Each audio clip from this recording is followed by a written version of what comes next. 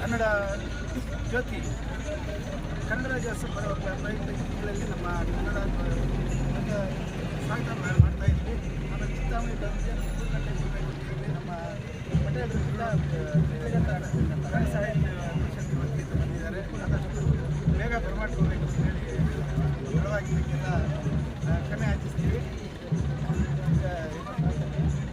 ತಾಯಿ ಭುವನೇಶ್ವರಿಗೆ, ಕನ್ನಡ ಮಾತೆಗೆ, ರಾಜರಾಜೇಶ್ವರಿಗೆ.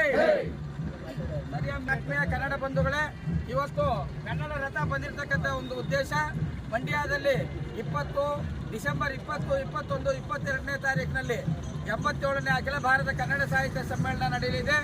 ಆ ಒಂದು ಕಾರಣದಿಂದ ನಮ್ಮ ರಾಜ್ಯದ ಭುವನಗಿರಿ ಅಂತ ಸಿದ್ದಾಪುರ ಶಿರಸಿ ತಾಲೂಕು ಸಿದ್ದಾಪುರದ ಹತ್ರ ಇರ್ತಕ್ಕಂಥ ಭುವನಗಿರಿಯಲ್ಲಿ ತಾಯಿ ಭುವನೇಶ್ವರಿಯ ಒಂದು ಮೂರ್ತಿ ಇದೆ, ಅಲ್ಲಿ ದೇವಸ್ಥಾನ ಇದೆ.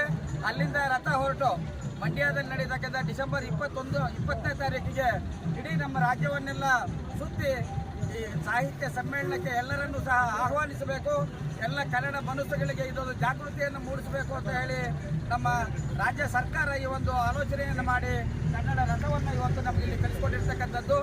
ಎಲ್ಲ ಆತ್ಮೀಯ ಕನ್ನಡ ಮನಸ್ಸುಗಳಿಗೆ 87ನೇ ಅಖಿಲ ಭಾರತ ಕನ್ನಡ ಸಾಹಿತ್ಯ ಸಮ್ಮೇಳನ ಮಂಡ್ಯದಲ್ಲಿ ನಡೆಯಲಿದೆ. ಅಲ್ಲಿಗೆ ಎಲ್ಲರನ್ನೂ ಪ್ರೀತಿಪೂರ್ವಕವಾಗಿ ಸ್ವಾಗತ ಮಾಡೋದಕ್ಕೋಸ್ಕರ ಈ ಒಂದು ರಥ ಬಂದಿರತಕ್ಕಂಥದ್ದು. ಎಲ್ಲರಿಗೂ ಸಹ ಜಯವಾಗಲಿ. ಎಲ್ಲರೂ ಪ್ರೀತಿಯಿಂದ ಮಂಡ್ಯಗೆ ಬನ್ನಿ ಅಂತ ಒಂದು ಸಂದೇಶವನ್ನು ಕೊಡಲಿಕ್ಕೆ ಈ ರಥ ಬಂದಿರತಕ್ಕಂಥದ್ದು. ಬಂಧುಗಳೇ, ತಾಯಿ ಭುವನೇಶ್ವರಿಗೆ ಶ್ರೀಗನ್ನಡಂ. ನಮಸ್ತೆ, ಚೇಳೂರು ನ್ಯೂಸ್ ಕನ್ನಡಕ್ಕೆ ಸ್ವಾಗತ.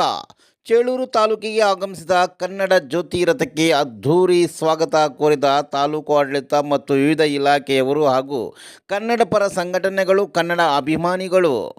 ಮಂಡ್ಯದಲ್ಲಿ ನಡೆಯುತ್ತಿರುವ ಅಖಿಲ ಭಾರತ 87ನೇ ಕನ್ನಡ ಸಾಹಿತ್ಯ ಸಮ್ಮೇಳನದ ಕುರಿತು ಜಾಗೃತಿ ಮೂಡಿಸಲು ರಾಜ್ಯಾದ್ಯಂತ ಸಂಚರಿಸುತ್ತಿರುವ ಕನ್ನಡ ಜ್ಯೋತಿ ರಥವನ್ನು ಚೇಳೂರು ತಾಲೂಕು ತಹಸೀಲ್ದಾರ್ ಶ್ರೀನಿವಾಸ ನಾಯ್ಡುರವರು ಬರಮಾಡಿಕೊಂಡು ಪಟ್ಟಣದ ಪ್ರಮುಖ ರಸ್ತೆ ಮೂಲಕ ಮೆರವಣಿಗೆ ಸಾಗಿದರು.